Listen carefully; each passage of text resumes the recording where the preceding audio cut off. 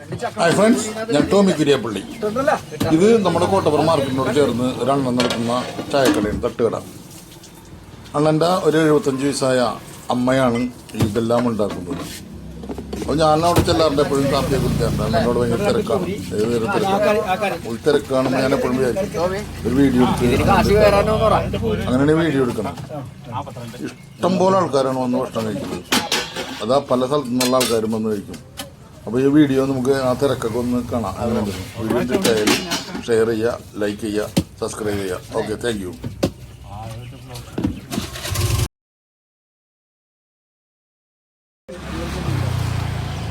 എന്താണ് ഇവിടെ ഇത്ര തിരക്ക്?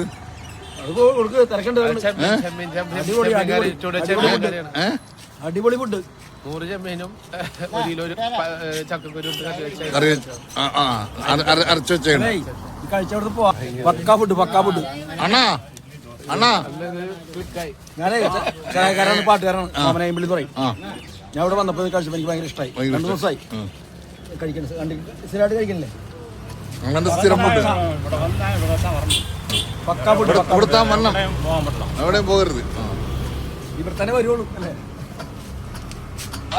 ചേട്ടാ, ചായയൊക്കെ നല്ല അടിപൊളി ചായയാണോ? ഇന്ന് സൂപ്പർ ചായല്ലേ?